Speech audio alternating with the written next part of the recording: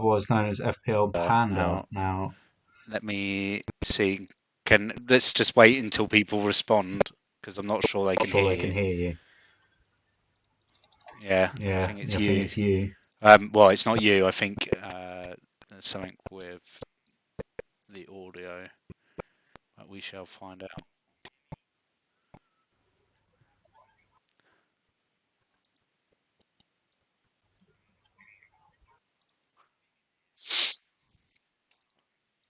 Can you hear us both?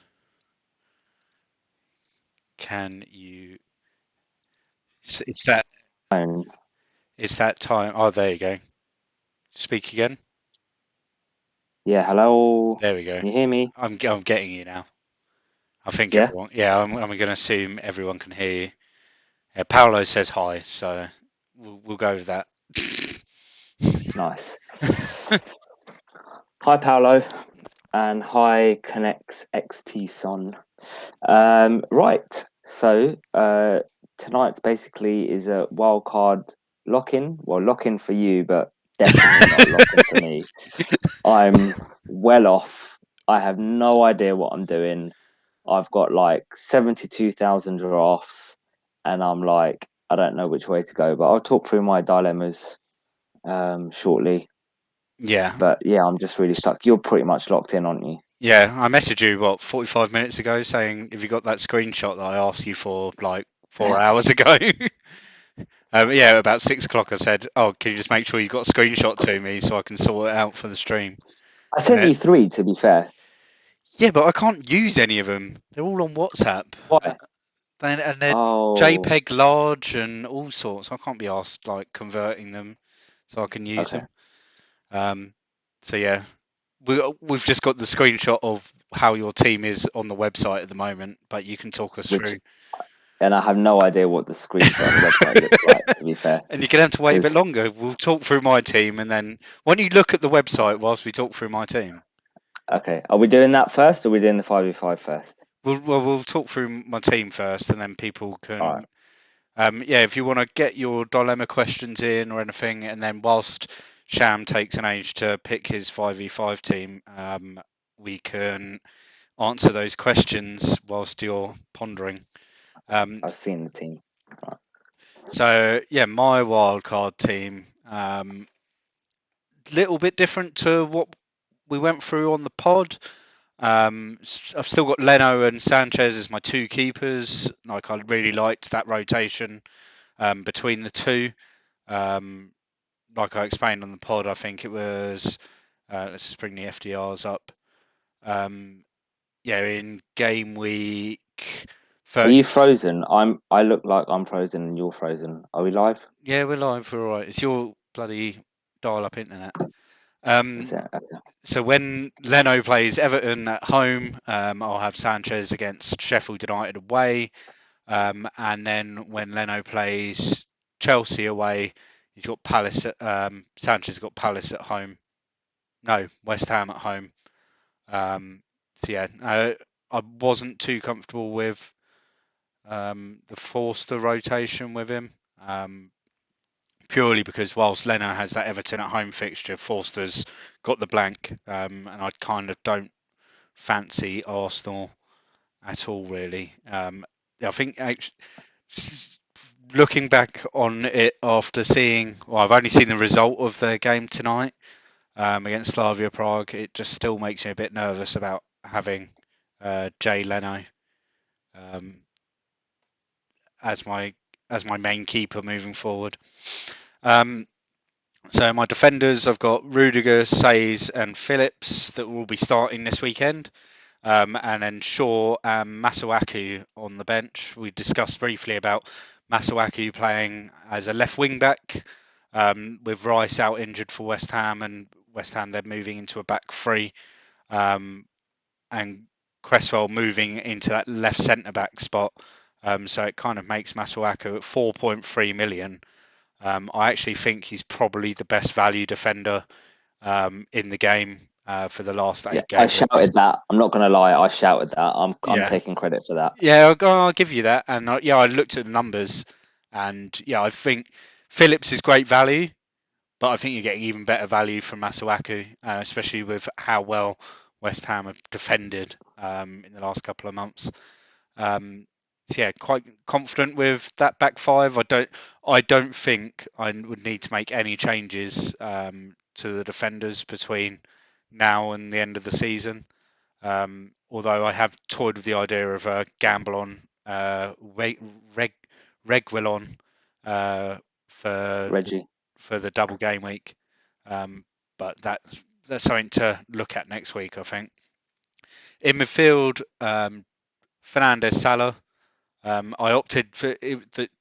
The choice was between Salah and TAA, and I've gone with Salah. Purely the fact that if I go TAA, I'll probably have to lose Jota because I really want Phillips in there because of the value. If I go TAA and want to keep Salah, then I have to get rid of Jota. And if I go TAA, I need to play him every week, and I don't think he's going to get like the return. He's not going to get the attacking returns every week, and each week there's potential for Liverpool to concede. They're not as solid as they have been last season, and you can't really rely on that as a fallback. On if TAA doesn't return, at least he gets 6 points for his clean sheet and playing, which was for TAA. That was kind of his ground, wasn't it? And then his ceiling was anything up to about 20 points last season. So yeah, that's why I've gone with Salah and Jota, and then I've got Bruno because Bruno is Bruno. Even when he takes a shit penalty, he still scores, which he did again tonight. Did he score tonight? Yeah, scored another penalty. Was there a penalty? Yeah, got slapped in the face and got a penalty for it. The other thing with I think with Luke Shaw is he's pretty much nailed to play this weekend and next week because he's suspended from Europe during the week next week. Shaw, Maguire, Matic, and McTominay are all suspended next week. Bruno, he can return in any game, and there's probably 2 or 3 game weeks that he's pretty much a standalone captain. Confident of that. And then Neto and Lingard as my last 2. Neto, I think, is just a haul waiting to happen, especially with Wolves' next 4-5 fixtures, where they've got Fulham away, Sheffield United at home, Burnley at home, West Brom away, and Brighton at home. And I think I'm hoping for at least 4 returns in that time, and I'm fairly confident on that. I think he could potentially get 2 or 3 of those returns in the next 2 weeks. And then Lingard is Messi Lingardinho, giver of goals and creator of assists. Who you benched? Huh? Well, Who you benched? Well, this week against Leicester. Yeah, why? Why? He can score. He can score, but that game is going to be a high-scoring game. So who do I bench? predict a 2-2. Who do I bench instead? Neto. Oh, against Fulham. Yeah. Really? I personally would play Lingard ahead of Neto. I can see where you're coming from. You. Like Lingard's the most informed. Or definitely ahead of Iheanacho. Definitely ahead of Iheanacho. I may do that. If you don't want to do it ahead of Neto, definitely ahead of Iheanacho. I might have mistaken West Ham for West Brom. Or West Brom for West Ham. Maybe the old West Ham. Yeah, and they played like West Brom. Yeah. Again, second half against Arsenal, you played it like West Brom. Personally, right, I would be tempted to start both Lingard and Iheanacho just because I think we will leak goals, but I think we will score goals. Like that game, I think is going to be like a 2-2. It'll be high scoring. Oh yeah, 3-1, 2-2, it'll be high scoring. 3-1, something like either side. It'll be like it'll be high scoring. There'll be over 4 goals or more. Is my prediction in that game. I think in the so I last think few it's weeks, worth starting. the last few weeks we've seen from West Ham that they're happy to like really push forward early and quickly and try and push out like almost stun the teams with a lead. And then against Arsenal, they got caught out and they kind of outplayed themselves, as it were. And then We Wolves. miss Ogbonna. So we started leaking in goals since Ogbonna has stopped. We used to very rarely allow shots in the box. We used to let people take pop shots and whatever from outside, but we didn't really allow shots in the box. And Ogbonna was kind of key to that. Since Ogbonna's out, we've been conceding goals, and I think that's the reason why that's the case personally. Yeah. Where were we? So yeah, my front three: Iheanacho, Ings, Kane.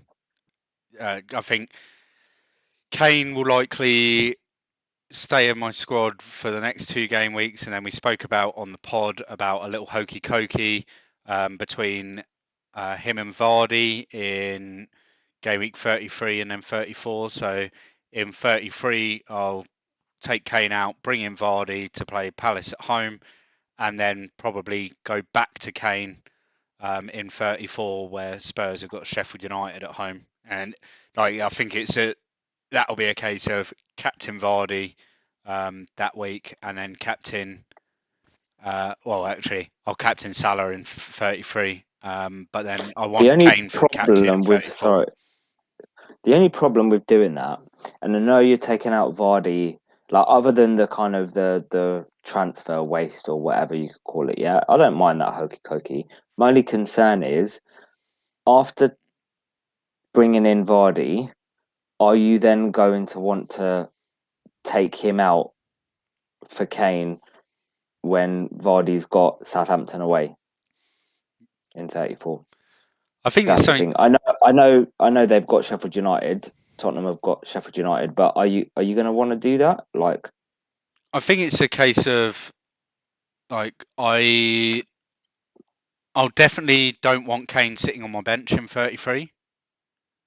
I want Kane for. I mean, I might not want him for the game this weekend against United, but I could see him scoring. But I definitely want him for the double. Like if I had a triple captainship, it would be going on Harry Kane in that double. But then I don't want him sitting on the bench in 33. And there's Jamie Vardy's there with a great fixture against Palace at home. And then I think it's then something in 34 to then look at, see how Vardy performed against Palace. I might want to make a different move if he like bangs in 4 against Palace or something ridiculous. I might think, oh wait, I need to keep him for the Southampton away game.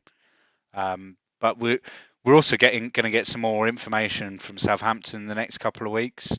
Like they've been performing better.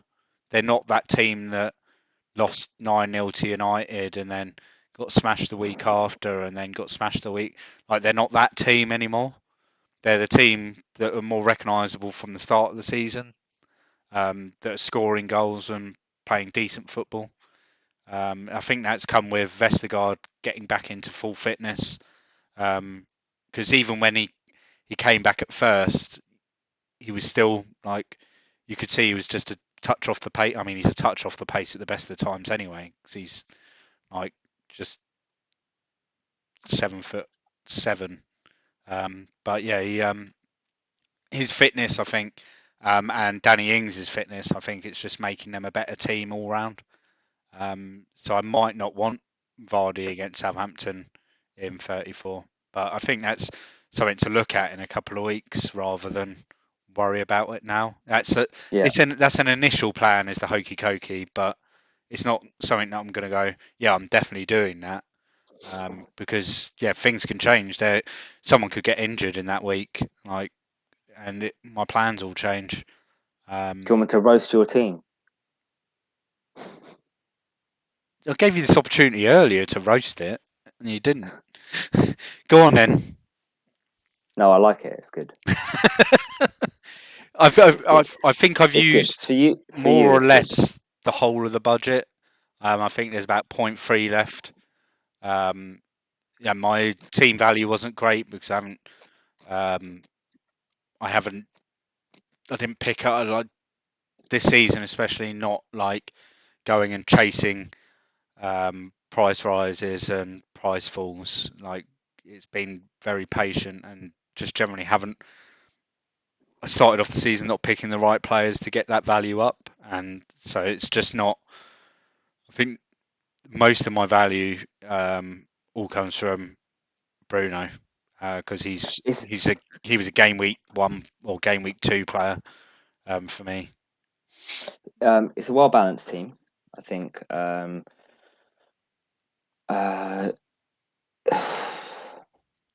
You've got the ones that you want in there. There's not too many punts. You've got a couple of punts, so I would say Neto's a punt and Iheanacho's a punt, just based on ownership.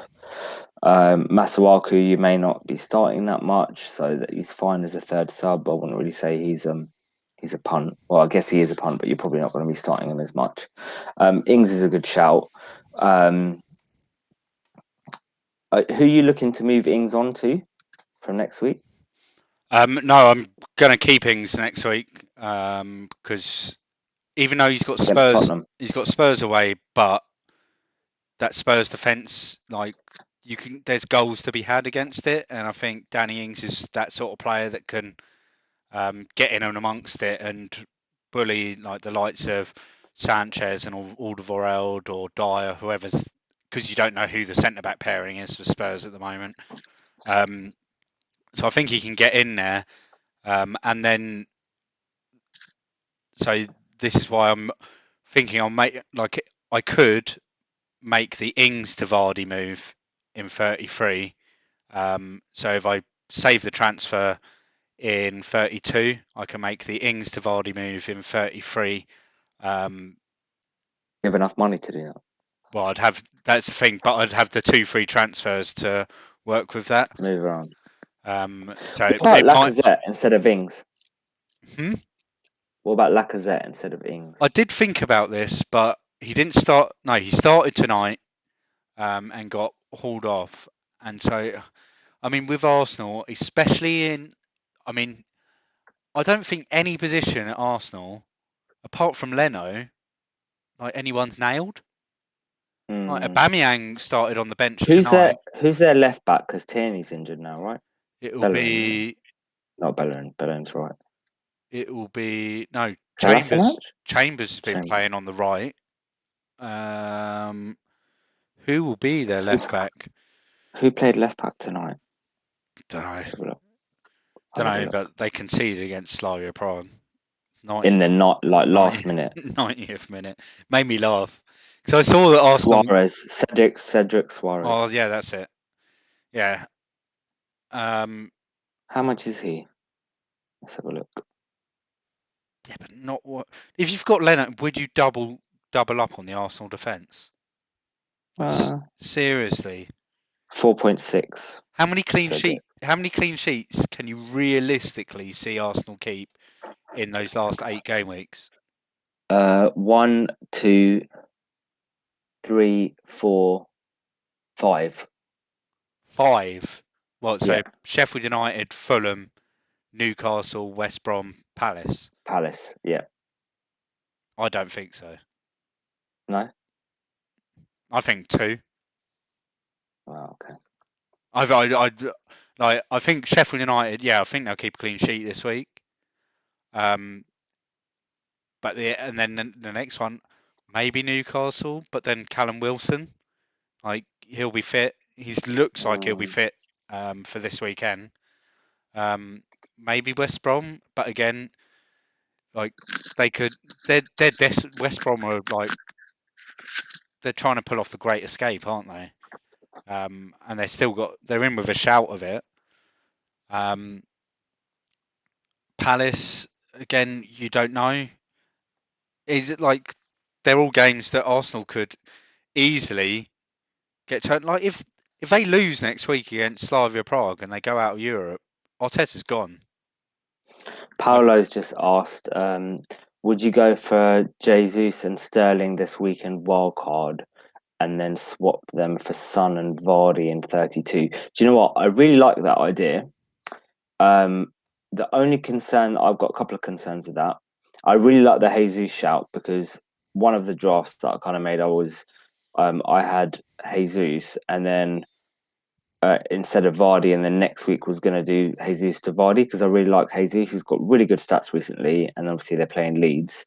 I've got concerns with Sterling just because I know he had the rest in midweek, but we've seen Pep give him consecutive rests like over the last few game weeks, and I'm just not sure whether or not I wouldn't be like 100% that it definitely starts.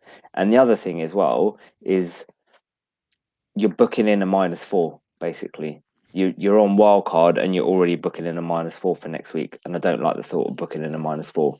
Don't even really like the thought of booking in a transfer. But if if you need to do it because there's a good shout, like I don't mind the Jesus to Vardy shout, but I definitely don't want to be booking in a -4 a week after wildcard. Yeah, I think out of the two I don't think I'd go both of them, and I think I'd prefer Jesus to Sterling purely. Jesus to Vardy, you mean? Jesus to Vardy, pure. I just don't think Sterling gives like value wise. I can't see it at the moment. Like form's shocking. Um, he doesn't look like. I don't think. I think Pep now prefers Foden playing on that like left side of the front three. I wouldn't say it's like a left winger. It's more of like a left inside forward, isn't it? That they're playing, and yeah, I think he actually prefers Foden there now. Not that I think Sterling starts this week, but um, I think he's quite liable that if City are somehow struggling, he's one of the first players that gets taken off Yeah. To change their approach. But either of them could haul. On the other hand, because it's against Leeds, and we saw the game. When was it? Back in November time. It was probably one of the best games this season. That Leeds v City game. Yeah. It was just two teams going at it, like at each other for 90 minutes, and City showed their quality, but Leeds also showed their qualities as well. Um, yeah, I think I'd prefer to go Jesus to Vardy as my move, and then have Son in this week. I've I I think that Son or one of Son or Kane will score. I don't think United are going to keep a clean sheet this weekend. I think one of Son or Kane will score um, against United. No, yeah, I'm not. I'm still a bit shaky about our defence, and it's one of the things.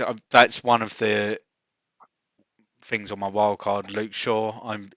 There was a big question mark whether I'd bring him in because I could easily get Reece James in instead for 0.3 less and have more guarantees of clean sheets. Are you bringing in Son next week, or are you going without Son? This is one I'm not sure of because United have got the great fixture against Burnley, Liverpool have got the fixture against Leeds, and they're it's either Bruno or Salah that has to make way. I'll probably go without Son. I'll probably just have Kane and maybe. That's one of the dilemmas that I've got at the moment. I think the way I'm thinking about it is over the next 3 game weeks, Spurs play 3 times. Like that's all you've got to think is Spurs play 3 times over the next three Yeah, game but weeks. And Yeah, but you've got enough. You've got enough bench cover to cover that blank. So that's why I kind of don't look at it like that. but I just don't like the fact that I'd potentially need to have one of Son or Kane sitting on my bench. It's a lot of money sitting on the bench, and you don't want to take a hit after, like we just said, so soon after the wild card. So yeah, I could bring in Son, but it would probably mean losing Ings this week, to then upgrade Neto up to Son and bringing Ings down to Vidra or someone like that. So yeah, if I was going to do that, it would change. It would change at least 2 players in my team. Right, should we have a look at my team? Enough talking about your fucking wildcard team.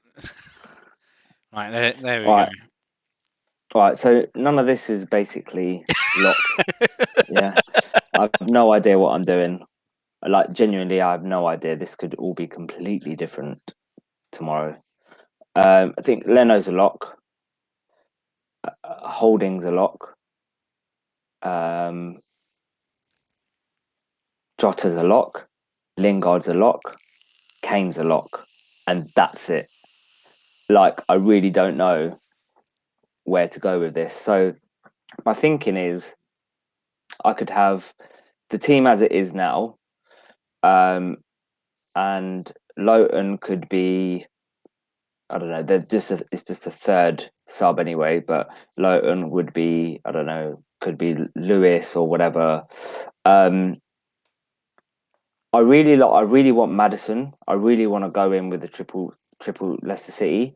And that's the problem that I've got is I can't fit in Salah, Jota, Lingard, Son, and Madison. And then I want to have Bruno as well, and I can't fit them all in. And it's sacrificing. So I guess the first problem is if I want Bruno, I need to get rid of Vardy. Vardy hasn't been performing well, but the next 4 fixtures after Leicester are the perfect for him. They're the type of fixtures that Vardy loves. He is a bully boy. They've got West Brom, Palace, Southampton, Newcastle. That is like tailor made for him, right? And so I really want the 3 of them for those fixtures. But then that means I can't have Bruno. It also means that if I had like Madison, for example, instead of Rafinha, I'd be having a headache every week about who to bench. You know, do I bench Salah, Jota, Lingard, Son, Vardy, Iheanacho, or Madison? And actually, I want to play Iheanacho, even though Iheanacho is the least amount of money out of them. I want to be playing those 3 every single week for the next 4 weeks from after next week. So that's one of the dilemmas I've got. And then TAA I really like, but is he worth 3 million more than Phillips? Right, Phillips I think is a lot, at least for the next few weeks. So is he worth 3 million more than Phillips? And 3 million is a lot of money, right? I could do a lot of things with 3 million. Well, yeah, that you could, like, couldn't you pretty much turn Rafinha, like, especially if you, I don't know. I think that team there, how much is in the bank? I think there's a bit of money in the bank in that team. That team there is got 1.5 million in the bank. Yeah, so you could almost turn Rafinha into, like, with a couple of other small little adjustments, to Bruno, that turns Rafinha into Bruno. basically. The other thing that I thought, I mean, so I think it was Rafinha to Bruno and then Vardy to Lacazette is an option. But again, I really want Vardy. Or I can completely I can go like 3-5-2 with no issues and go Vardy to Vidra, Rafinha to Bruno, and then keep TAA. So it's really difficult. I'm not sure what to do. I'm thinking I think then I'm gonna watch a couple of videos tonight. I think then if you've got Iheanacho and Vidra, I think you're then struggling up front. Like it's going to take you more than 1 week to sort that out. Like when you want But to I don't think it come needs to off. be sorted. So there'll be weeks when you're just happy with one up top, No, not playing necessarily. I could 4-5-1. no, I can play Iheanacho or Vidra every week. One of them two. They've got good fixtures between them. Like Burnley have got some good ones and some bad ones. So if you bring up the fixture ticker, right? So Leicester, I could, if I wanted to, and I don't want to do this because, as I said, I think it's going to be goals this weekend. I could easily pay Vidra instead of Iheanacho for Newcastle at home. Yeah. The next tough fixture for Leicester, or tough, you would say, is in game week 36, where Burnley play Leeds. Yeah. And then 37, Iheanacho's got Chelsea, Burnley have got Liverpool, so I could go 4-5-1 at that time. Yeah. Yeah. That's 1 week. And then in 38, Burnley have got Sheffield United. So there's only 1 week out of 8 that I would need to pay 4-5-1. Okay. So it's not too bad, but I don't like that. I don't like that I because I want to go Vardy. I I don't. think it's a good option personally. I think it's a good I option, think but I want to go Vardy. Vidra. I think there's a bit of a time limit on his like him starting, because once Barnes and Wood are both fit, then Vidra's Vidra's playing well though. he comes on and takes some shots. He's And been starting. He's been scoring some goals. the last couple of games, only because isn't Yeah. Barnes injured, Uh, and because Jay don't know. I think he Rodriguez is. isn't the player he was 10 years ago. Let's have a look. That's a sad story, So Jay Rodriguez. Vidra has started the last 6. So from game week 25, he started every game, and he scored 2 goals and 1 assist. Well, what do you expect for 4.8 million? You know what I mean? And a return every other game. Quick question from Connex Son. He's a penalty taker factor into your thinking for any player when looking at the hokey pokery of your squad? For me at the moment, it does not now compared to the start of the season.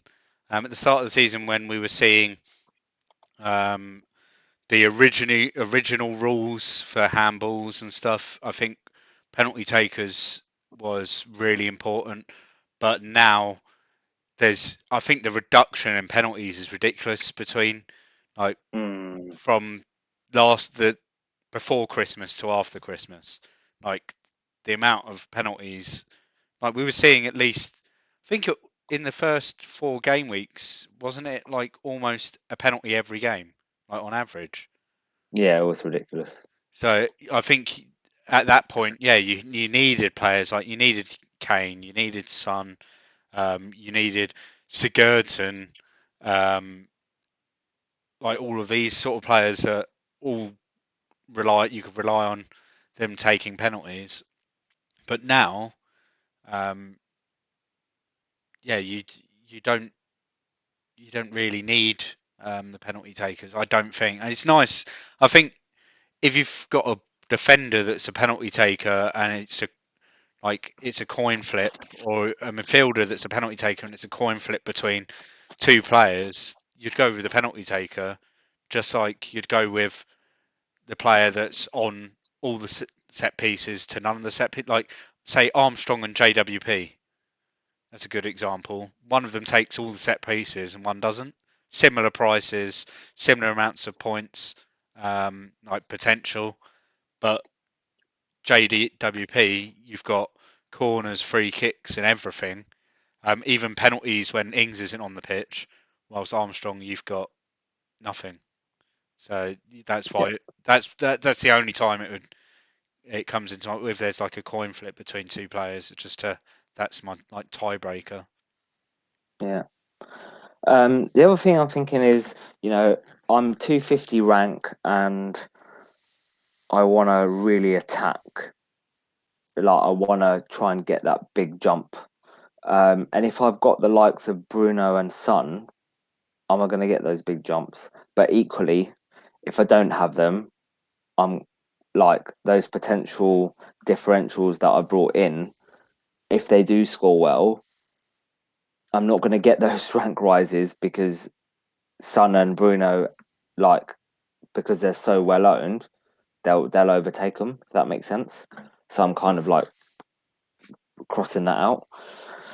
Yeah, So I mean, if you look at the last few weeks, I think I personally, and this is the conclusion I came to, was that I felt over the last 8 weeks, I think whoever you get in, you're almost committing to for at least the next 2 game weeks, yeah, maybe more.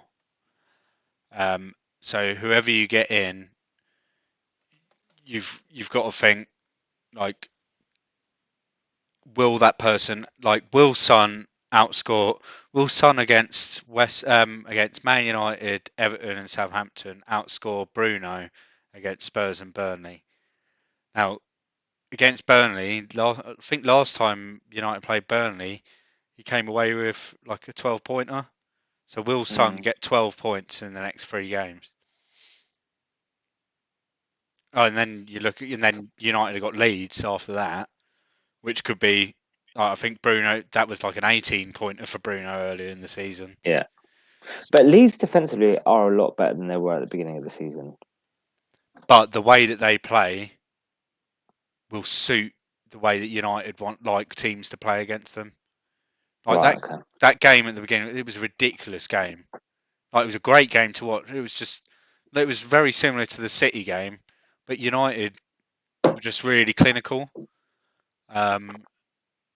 And if Leeds want to play that way again, it will be another, it could have been 6-all back in November or December, whenever it was, and it could potentially be that again. But yeah, I think that Bruno outscores Son over the next 3 game weeks.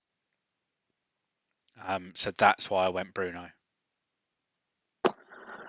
Okay. Well, yeah. That's pretty much all on my wild card that I need to talk about because I don't really know. I'm gonna have to really spend some time tomorrow and tell the kids to fuck off for a little bit, like for an hour or two. Just be like, yeah, I need to work on some or work. 6 hours. Yeah, I really don't know, but I'll listen to Black Box when this finishes. See what they're saying because they're both on wild cards. It'd be interesting to see what they say. Right, should we do the 5v5? We shall. Let's do that. Right, so for people that don't know what the 5v5 with is, and for those that are new to the 5v5 concept, basically, I'm going to choose 5 players. Rob's going to choose 5 players. We're going to do it in a draft style format. We pick one player at a time. We can only have one player from each team. We choose a goalkeeper, defender, midfielder, 2 midfielders, and an attacker. We can have 2 of the 5 players, any owned percentage.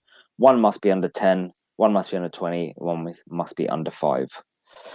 I'm winning 7-5 after I smashed you last week. So 7-5 for the season so far.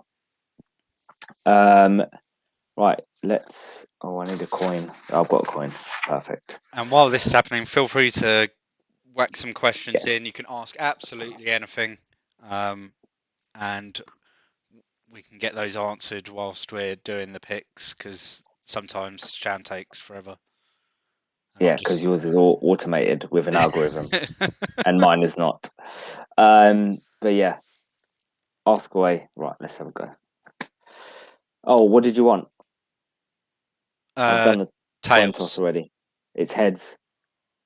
Oh, you get first pick. Go on then.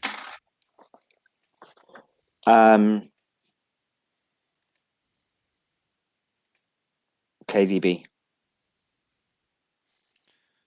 That makes mine easier. Alexandra Lacazette. projected 6.2 points at 6.3% owned. Okay.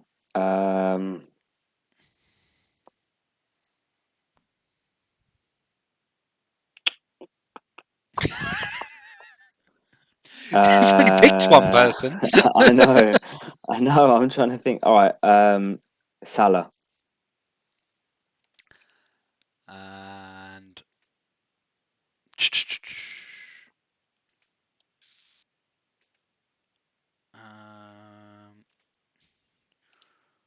Pedro Neto.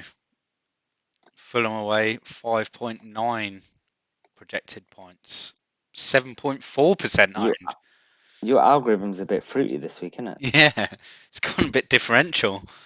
Yeah. Although it had KDB was the number 1 pick, and then Salah was the number 4, but yeah, number 2 was Lacazette. Oh, KDB is 19.9% owned. Nice. That means he can be my under 20. Just got away with it. Yeah. Who did you go for? Neto, yeah? Neto. Okay. I'm going for. Right, my goalkeeper I already know. I don't need to do that. I'm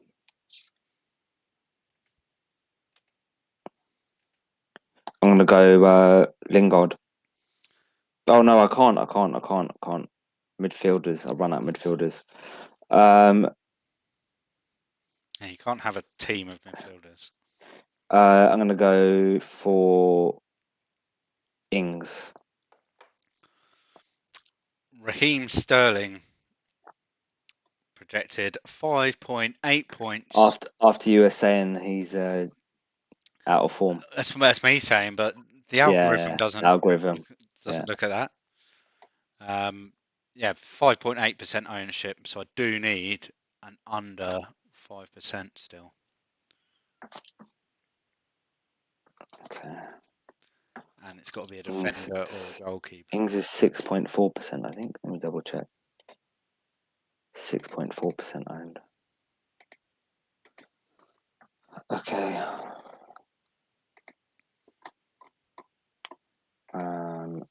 Just checking.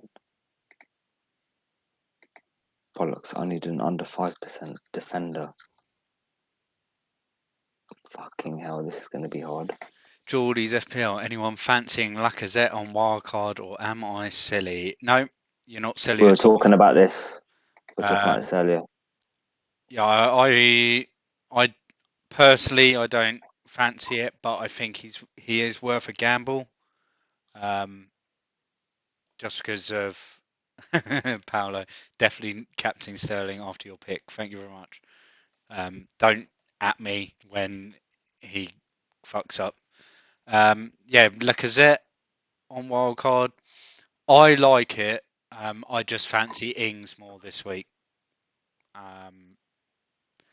But yeah, the only thing that worries me with Arsenal in general is all the rotation all over the place. Arteta is the new Tinkerman. Okay, I've got my player. Who's your player? Alonso. You've gone Alonso. 2.5% owned. Boom. Ben Mee. Jesus, you're pulling out all the differentials today. 3.1% owned. Projected points 4.1. Leno. And then I can have pretty much any goalkeeper. I've got 3 on 4.6, so let's go with Mendy. Okay, Projected. so the team is my team is Leno, Alonso, KDB, Salah, Ings. Yours is Mendy, Sterling, Mendy, me, Neto, Sterling, Laka. I mean, my team smashes your team, right? God knows. Another question from Connex Ton. Personally, how do you two gauge whether a player will be good for 2 to 3 weeks when they haven't shown anything recently? Example, Trossard did little before Newcastle. Is it the eye test? A bit of eye test, a bit of looking at heat maps, um, expected goals. Um, is another one. I think that for a lot of people that was the main indicator for Trossard against Newcastle a few weeks ago was the uh, shots on target, expected goals, expected assists, and all of those things, and how poor Newcastle are, especially down that side of the pitch. Um, so yeah, I think that was the general consensus with Trossard. I did I take the gamble on him? No, I did Duncan Veltman that I week. really wanted Trossard. I think I wanted Trossard, but it would have been a -4, which in hindsight would have been a great gamble to have made, because I would have captained him as well if I took a hit on him. But I think I pussied out on it, like a lot of things. Yeah, like So your life in general. yeah, to gauge whether a player is good for 2 to 3 weeks, I use table looks like this, or is this table.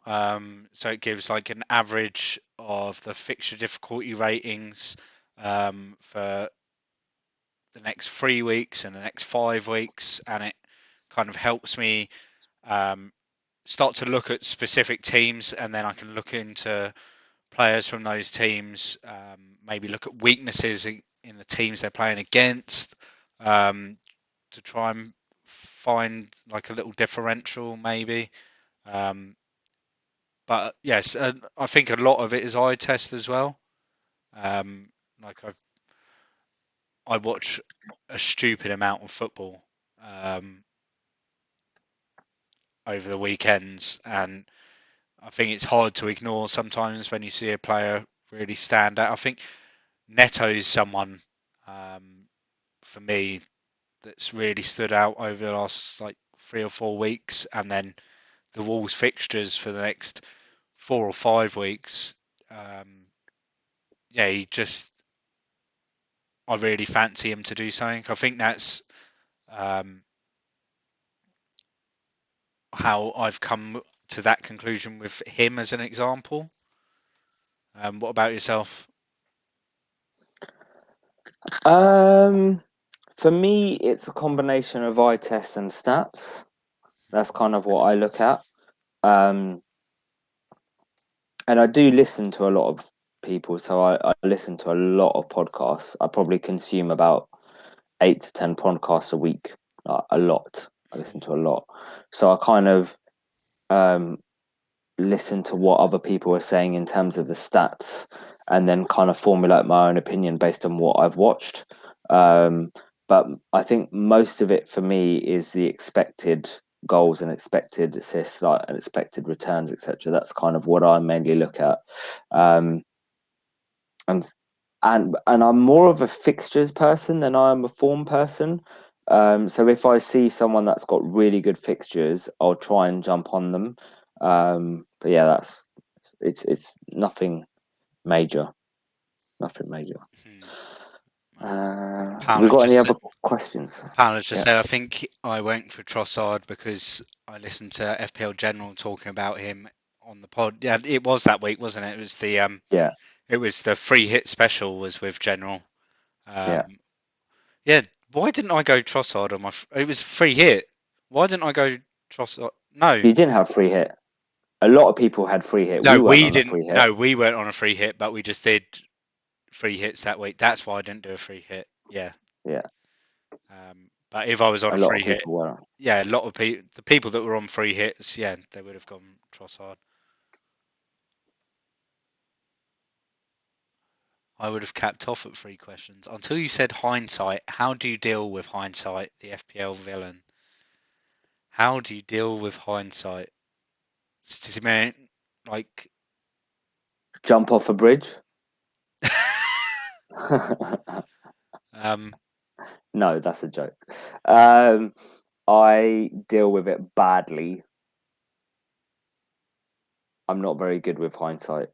As soon as I'm like, I'll say, "Oh, for fuck's sake, I should have." Like, so for example, I think it was the week before we had James on the podcast, wasn't it? I think was it 26, 28? No, that was ages ago. It was Ian Atro's hat trick. No. Before that, I'm saying. Remember when Loughton scored the? I Oh think it yeah. was the Oh yeah. Loughton scored the goal, Yeah. and Bamford. I don't know. I can't remember what it was, but I said to you, "Oh, I don't know what." I showed you my team. I didn't even ask for advice. Showed you my team, and you're like, "Oh, don't you think you should start Gundogan or ahead of Bamford or Bamford ahead of Gundogan?" Blah blah blah. And I was like, "Oh no, I don't think so."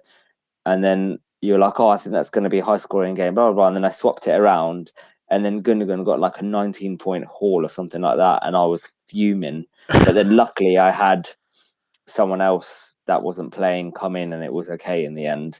But also I had Tarkowski, or no, I had me, and obviously me got injured in like 42 minutes or something, and you had Loughton, and like there was like an 11-point swing or something stupid, or 14-point swing, and I was like, oh, for fuck's sake. Yeah, I don't deal with it very well. Yeah, it's hard to. I think it's something that you have to kind of train yourself to try and forget about, like what you felt before, but then you can learn from it. Like you can go, right, why did I not make that pick? Because 90% of the time you're probably right to not make that pick. You're just unlucky. At the end of the day, it's a game that, yeah, you can crunch all the numbers you want. You can absorb all the data that you can. But at the end of the day, you're depending on 22 men on a football pitch. Like you're not depending on one person. You're depending on the other 21 players there as well. Mm-hmm. To either do or not do their job correctly, to then help your players score points. And you've actually, like, you can crunch all the numbers, and yeah, certain players, the numbers will be more weighted in their favour, like your higher point scorers. But at the end of the day, those numbers might not matter if like player X performs beyond his data and the player you've got drops below it. So, like, yeah, I think it's partly that whole skill versus luck thing. I think it's like I think it's like a 60-40. It's not half and half. I think it's 60% skill, 40% luck. Um, but it's not all one or one of or the other. We've got another question. Paolo asks, how scared are you in a 1 to 10 scale going without City players? High risk, high reward bets with a bench should be okay, but blank 33 is annoying. Personally, I'm not scared. Like one, because they're not highly owned, massively anyway. Gundogan's probably the highest owned, so he's 32% owned. De Bruyne is 20% owned, or just less than. Diaz 24%, Stones 22. Not massive, but also you don't know who's going to play. Like last game, I had Cancelo, Stones, and Gundogan, and all three bloody didn't play. Like you just don't know. I And think the if you've got a rotation will good just enough get bench, worse. yeah, and okay, if you've got a good enough bench, you've got people that can come in, but then you're spending that sort of money on, like for example, KDB is sending 12 million on him for him just to not come on or just be benched when that could have been Salah or Bruno. Um, and yeah, I think especially with 33, I just don't think it's worth it, because you have your Kane and your Son, and you go with two City. That's four players, so you're booking in transfers already. Yeah, I'm not scared. Yeah, The only player that I've thought about getting in was Jesus, right? And that was just literally just for 1 week, Jesus, and then next week bring in Vardy for Jesus. That's kind of the only one that I thought about. yeah. I mean, their defenders, like Diaz, Stones, Cancelo, Laporte, like you don't know at any time. KDB, I think Pep's priority now is Europe. If they beat Leeds and they beat Villa and then they win the League Cup, like potentially City could go into like, and if United drop points against Spurs and against Leeds, City could be champions by the end of game week 34. I think. Yeah. So I don't like, and like I think game week One 34. player I contemplated just because I think he's going to be playing most games is Aguero. Because now he's doing his final tour. He's right? doing his And final tour. Yeah, he's doing his final tour of all the grounds. Starting off at Ellen Road. So Yeah, one ground he's never played at. Really? I think I don't. Well, when was the last time Leeds played City at that's Ellen true. Road? I think he plays most games, so I did consider him. Oh no, it's not at Ellen Road. It's at the Etihad. Sorry. So I don't think Aguero ever played at Ellen Road. I think he's nailed as my captain in game week 38. Like unless there's something big happening